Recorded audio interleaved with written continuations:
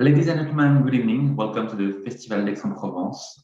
Our guest tonight is Barrie Kosky, who is directing two shows for this special edition of the Festival d'Aix-en-Provence. The first one is Falstaff, the second one, Le Coq d'Or. Barrie, it's your first time in Aix-en-Provence. What are your first impressions about the city and the festival? Well, I've been here a few times as an audience member. So I've sat in the Archevêché and I've sat in the Grand Théâtre and watched the performances, but I haven't spent a long time in the city. But as you said, it's the first time that I've actually directed in Aix-en-Provence and spent, last 6 weeks here. Like I think anyone who comes to this city, they find it an intoxicating mixture of the charm, elegance, laid back qualities, and a wonderful place to create a music theater when you have a great ensemble. So, you know, we don't actually go to work ever, I don't think, in the arts. We are paid to do what we love, which is not work as far as I'm concerned. I don't work in the opera. I get paid to do what I love, which is an immense privilege. And if you're paid to do what you love in a city like Aix-en-Provence, in the middle of the corona pandemic, we're very lucky. It's the best job of the world. Exactly. And your two shows will be presented in the Archevêché, which is a very special place. Yes, when Pierre, I mean, as most of your audience know, Le Coq d'Or was meant to be presented last year in the Archevêché, and Pierre Audi did a marvelous sort of juggling of his whole program and said, no, at the end of this festival, where I was already contracted to do Falstaff, we will present Le Coq d'Or, because actually, although we premiered it now in Lyon 2 months ago, the production was designed for the Archevêché.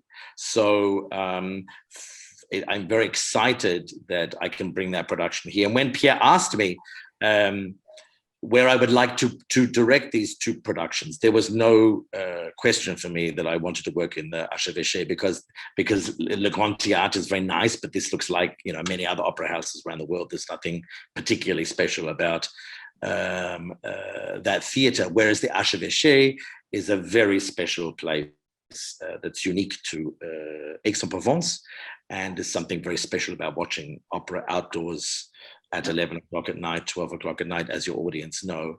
And I said, no, I must do both pieces in the Archevêché. It's like a dream. Yes, it is. And let's hope the dream comes true. Maybe we can speak about your first show, Falstaff. My first question is very simple. Who is this guy named Falstaff? Well, that's I can spend 10 hours discussing who the guy Falstaff is. It's not naturally a very interesting opera, because Boito, who wrote the libretto for the opera, and of course had written the libretto for Verdi's adaptation of Othello. They would both love Shakespeare. And Boito took something very clever. He took a number of Shakespeare plays, Merry Wives of Windsor and Henry IV Part 1 and Part 2, and combined elements of these plays to, in a way, create something very new. So it's based on Shakespeare. It has some very clever adaptations of Shakespeare's text, but the Falstaff that Boito and Verdi present on the stage is not necessarily the Falstaff that you see in Shakespeare's plays. That's basically because the music does something very different. It's very clear that Boito and Falstaff and Verdi love this man. It's very clear in the music, it's very clear in the textual adaptations, as should the audience. We must separate what Falstaff does from, say, a Don Giovanni or a Baron Ochs in Rosenkavalier. Interesting enough, I'm doing all of these operas this year. I started the year with Baron Ochs in Rosenkavalier, Falstaff in the middle, and Don Giovanni at the end. Three very complicated, problematic male. What a cycle. What? What a cycle. Yes, what a cycle. And they are, you know, in the contemporary world, I think the most problematic actually is Baron Ochs, but I've got him out the way. And I found a way to present that in the 21st century. The most complicated, I think, is Don Giovanni, because what and who is this man? But in Falstaff, what you have is a comic character. Well, we must always say that this character is not a representation of anyone but Falstaff. He's not representation of all men. We all have in ourselves something of Falstaff. He has this incredible joy for life, you know, for food, for laughing, for jokes, for alcohol, for women, for company. He also has a melancholic side. And I think it's important that these two things, which are there in Shakespeare all the time, that, you know, all his clowns are melancholic. All Shakespeare's clowns are melancholic. But I think it's a very interesting character because this man is essentially alone. He seeks love. He wants love, but he's quite content without it in a way. He has his food, he has his alcohol, he has his big stomach, and he has his humor. And as he says quite tellingly at the end of the opera, you know, you can't hurt me because I laugh before you do. I'm in on the joke. And there are very few characters in theater or in opera who say something like that. That are self-aware, that have enough awareness to have this, and the absolute healing properties of laughter and forgiveness. At the end of Falstaff, they all forgive him, and he forgives them. There's a sense of community. It would be perverse, I think, to say that Falstaff remains the outsider. The village people are outraged with his behavior. This is not the case. There is forgiveness through laughter. And let's face it, we need a bit of that at the moment. I think the world sometimes forgets that laughter is as important as crying, and laughter is as important as eating and drinking. And that's what Falstaff does. These qualities are very admirable. And I think in a way, I've said from the very beginning, that Falstaff is another form of Dionysus in human clothes. Dionysus, of course, the most complicated and ambivalent of all the Greek gods, the god of theater, the god of wine, the god of excess, the constructive and deconstructive energy and destructive energy. And Falstaff is the most easily harmless version of Dionysus, but it's a character that goes right back to Greek theater. And so this character of Falstaff, this archetype of Falstaff, this man of excess, whole world in his belly, is thousands of years old. He is like Don Quixote, an archetype of something for you. Yes, every single culture around the world has a Falstaff in it. If you look at Japanese culture, Chinese culture, Argentinian or South African culture, or Arabic culture, Rabelais, Boccaccio, this archetype is there. Sometimes the archetype is pushed to be quite unpleasant, but Shakespeare and Boito and Verdi were not interested in that. That there is in this man an extraordinary ability to get knocked down and come back up again. And he's not a tragic figure. He is a human figure with flaws and contradictions. But he's a human figure with irony and self-irony, and this is his saving grace. And you know, I think what's delicious about the piece is that you can laugh with him. The way he wants to seduce these women is not through rape, is not through sexual or physical abuse. He sends them letters, perfumed letters. He writes songs for them. He's an old-fashioned romantic, and he wants actually as we've said, he just wants to sit down and eat and drink with these women as well. He wants company. So this is a very different environment from, say, Don Giovanni or Baron Ochs. And I think he's one of the great Shakespearean inventions. I think alongside maybe, King Lear and Hamlet, he really is an extraordinary invention. I think that Boito and Verdi took this character and took him into another dimension through the use of music, and the fact that there was an Italian, and the fact that Falstaff then becomes much more a sort of continental character, continental European character, not so much an English character. Yeah, European character, actually. In your staging, there is a strong link between food and seduction and sex. Well, there is like in love.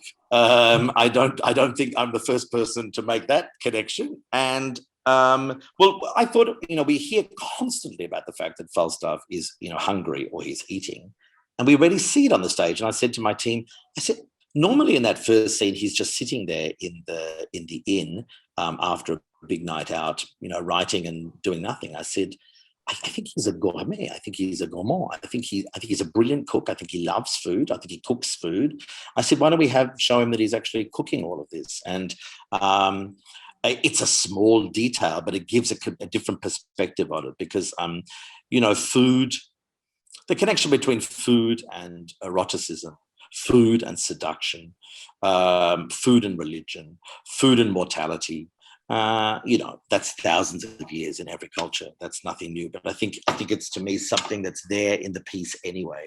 So for me, it was quite obvious to do that. And I quite like the audience being hungry at the end of the opera. Yes, they will. I saw the general piano, the general piano. At the end, you want to have some food at the end. And it's also a comedy. And it's a challenge to stage a comedy at the Archevêché.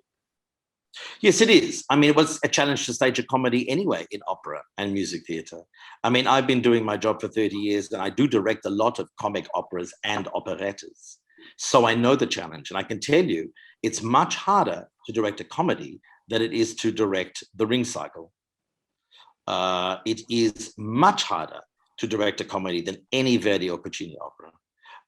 Comic opera is very difficult to direct. Firstly, you need the performers. Comedy never works on stage if it's just the result of a director pushing people around on stage, saying, do this, do that, do that. That'll be funny. It won't be. Unless you have clowns on the stage who are your opera singers, then it doesn't work. So I'm very happy to have a fabulous cast of clowns, of singing clowns. As you saw, I mean, I don't have to really, I just have to let them off the leash like dogs, and away they go. So this is the first thing. The second thing is that you have to understand that the piece is constructed with a lot of comic archetypes.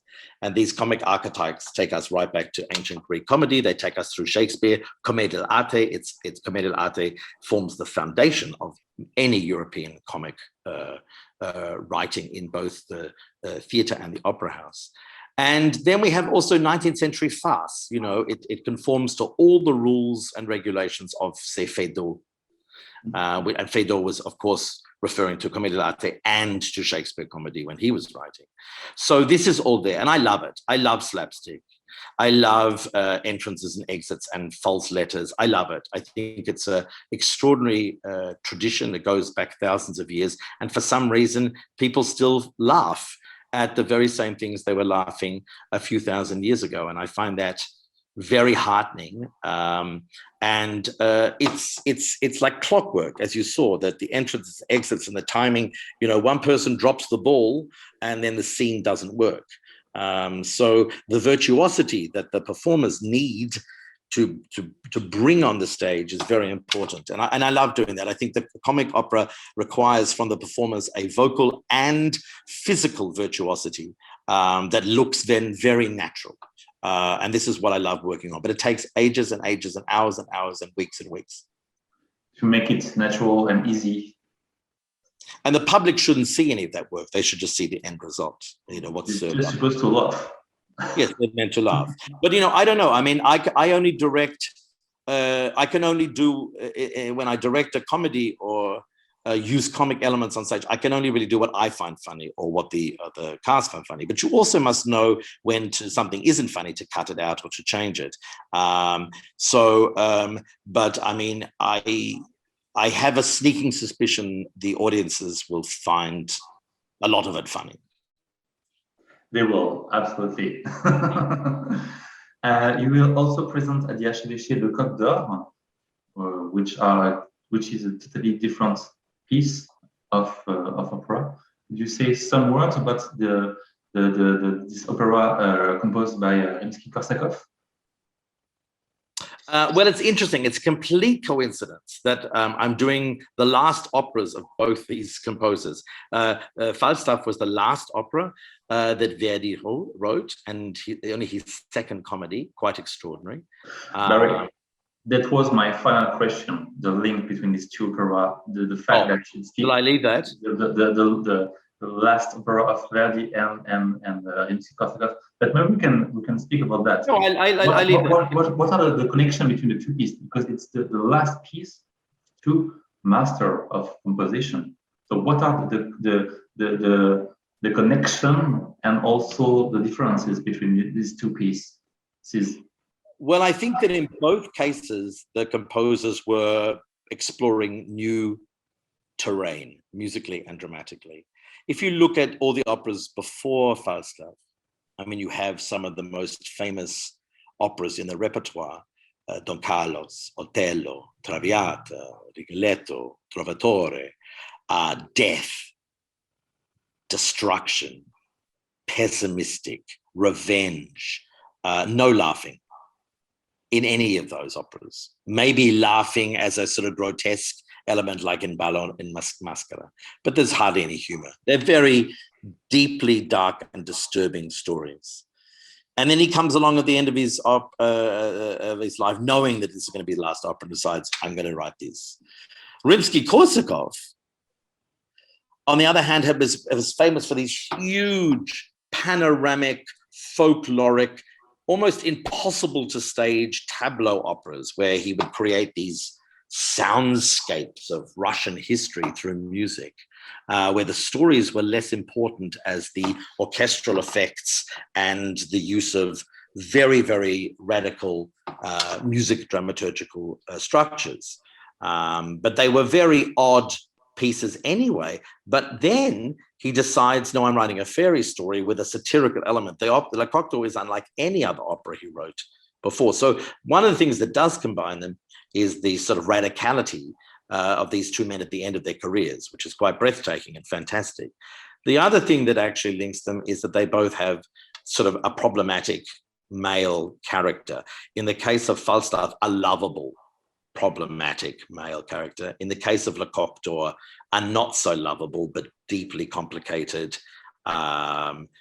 sort of combination of King Lear, Don Quixote, a character from a Beckett piece, and has a grotesque, is a grotesque analysis, I think, of power and the corruption of power, and in our case, in our production, a sort of a madness, and that's about where it ends. The connections between the two of the pieces, because ultimately the story of Falstaff is a completely different planet to the story of Le Coq d'Or. In Falstaff, we're in a community. We identify with the characters. They are us. They wear contemporary clothes. They act and perform and sing like us. It's not realism because no opera is realistic, but this is set in a village with a social hierarchy and with situations that are everyday. Le Coq d'Or is the absolute opposite. Le Coq d'Or is what happens when the lights are turned off, the door is shut, you go to bed, and dreams take over. And that's the starting place for Le Coq d'Or. And Le Coq d'Or is a combination of fairy story, sort of satire, and a very hard to identify dramaturgy. You don't quite know what the piece is about. As the astrologer, this character who goes through the opera that's very ambivalent, man, he actually says you don't know what the difference between dreams and reality is. And Le Coq d'Or is all about the unconscious, the unexplained, the perversity of love, the perversity of eroticism. It's about a man deeply alone, terrified of his, to sort of fall asleep, an insomniac, haunted by living a parade of living ghosts in a way, and the opposite of Falstaff. So to do both productions at the same time is fabulous, you know. Yeah, and the staging, the sets of the Coq d'Or is amazing, but it has been inspired by Australian artist Afel Kubin. Can you say some words about your set? Yes, for a long time, since I was living in Vienna in the early 2000s, I came across a friend of mine showed me a book of drawings by this artist called Alfred Kubin, and I hadn't heard of him at all. And this is an artist who predates any of the surrealists in Europe by a few decades, and or at least 2 decades, and is really a product of Freud's Vienna. And he created these extraordinary sketches and paintings full of these very ambivalent figures, and it was mainly the color of the lot of the paintings has this almost like sepia. It's not photographic, but this very sepia quality. All his paintings and drawings, most of his paintings and drawings, seem to take place at that very strange hour just before complete sunset, just before it's dark. It's like the last half hour before darkness emerges. And I said to my team, look, I feel that there's something about this Kuban world that is right for Le Coq d'Or, because basically I didn't want to bring Russian folklore onto the stage or Russian politics onto the stage. Why would I do that in front of a French audience? I don't want to make comments about contemporary Russian politics in front of a French audience. That's for Russian artists to do, not for me in Aix-en-Provence. And that's not what interests me about the opera anyway. So we started with Kuban as a starting point, this strange thing. And it really was literally, I'd like the opera to have the feeling that's played almost in the last sort of half an hour before darkness sets in. And so therefore light and shadow and the movement of these people across this very ambiguous landscape are a very important part. There's no Russian folklore, there's no Russian costumes. It's got absolutely nothing to do with Russian music, Russian history. And we don't even attempt to illustrate on the stage what the music is doing, because it's so extraordinary what the orchestra is doing, that the last thing you want to do with Le Coq d'Or is to mirror or try and replicate or try and add to what the orchestra is doing. And Rimski-Korsakov was such an extraordinary orchestrator, as all the Russians knew, composers knew, that it was very important to create a contrast to that music world, which is why also we settled for this very lonely landscape. Thank you very much, Barrie, for your time, and we are all very thrilling to watch your show to see Falstaff and Le Coq d'Or. Thank you very much for your time, and for all the audience. I wish you a very pleasant edition of this festival. Thank you very much.